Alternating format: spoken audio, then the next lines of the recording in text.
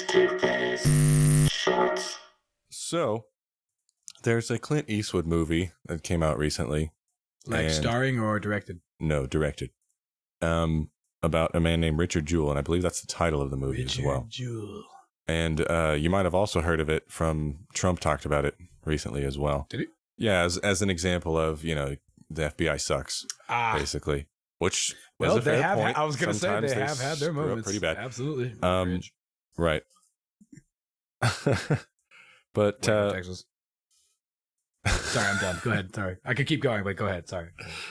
There's a really good Vanity Fair article that breaks it down hardcore, and it tells the story from a lot of different sides, even from the government side, from people who knew Richard Jewell, from his side, from his lawyer's side. And there's actually a lot of really interesting stories. I haven't seen the movie, but I kind of hope they go into all these different subplots. So what happened? Who is this guy? Okay. And why does the FBI give a shit who he is? Okay, so back in the 90s, they had the Olympics in Atlanta. You remember that?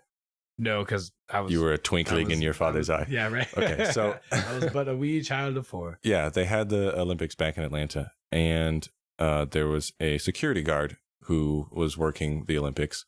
And so what had happened was he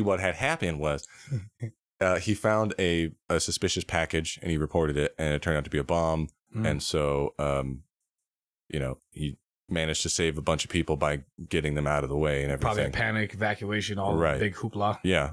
The bomb went off, and originally the news media hailed this guy as like a hero and everything. Real quick, was it like a full-on destructive bomb, or was it like a puff piece? They found out it's a pretty professionally made bomb. It was like suspiciously professionally made. Okay. So anyway, someone of high bomb making skill. So initially the media reported him as like a hero, saving a bunch of people's lives and whatnot. Absolutely.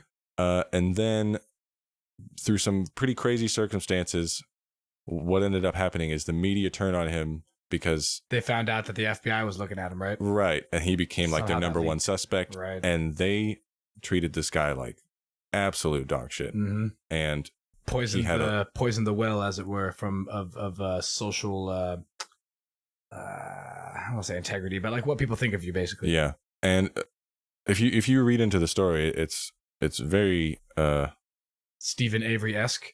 Kind of, yeah. And when they gave that press conference and just said all this like spurious, unsubstantiated stuff that completely poisoned like the fruit of the poisonous tree, I think is like the legal term. Yeah, and it all kind of was predicated on really flimsy stuff, and then like people just took it and ran with it. Of course. And like the public turned on him because the media turned on him because you mean to tell me that the media sometimes focuses on certain people and attempts to destroy their lives? Yeah, and that's another reason that Trump's bringing it up, because because of that propagates his fake news agenda. Yep, totally. Yep. Which is totally fair. His point. Totally. Obviously not everything he says, but like he is absolutely fair to say. And when people go like, he's the one discrediting the media, you're like, no, you guys did that like 30 years before he came onto the scene. Yeah. And he ended up getting some pretty good lawyers that they had their own story, which is interesting, their own back and forth in between. But you would hope you get some fucking good lawyers if the FBI is looking at you and now the whole media has turned their sights on you. Yeah. Yeah. And this is before social media, thank God. Yeah, exactly. This guy's life would be fucking destroyed. Yeah. Overnight. So yeah, the reason I brought this up is because it's Covington Catholic kids. Yeah, it's kind of it kind of aligns with some of the things we've talked about before, and it's a pretty good story if you guys are interested to read in it. This, like I said, this Vanity Fair article is really probably the best breakdown that I've found. Clint Eastwood movie in your local theater, in a theater near you. It's not on Netflix. No, it's out in theaters right now. Oh no shit! It's the movie. Yes. Because I saw the documentary. I didn't see the documentary. I saw that there was a documentary on Netflix. Cool. Yeah, well, that's the topical thing, right? Just like the National Geographic, like, or History Channel, like, if there's a movie about it, let's I mean, for all I know, that was made 20 years ago. Yeah, for real. I'm just saying. Or maybe like Paramount or whatever bought the rights to it and has just been sitting on it for like fucking 20 years. Yeah. How crazy is that? Like, people are like, I want to make a movie. Like, cool, we'll buy that. When it's topical. Yeah. We'll just shelf that for 10 or 20 years. But it's a crazy story, man. When you read all the parts and how people around him treated him and just how far it went. That probably speaks something to the sociology and psychology of human beings, dude. In the personal relation as well as in society. You know what I mean? Which is ironically what we're going to be talking about with our next brainwashing episode.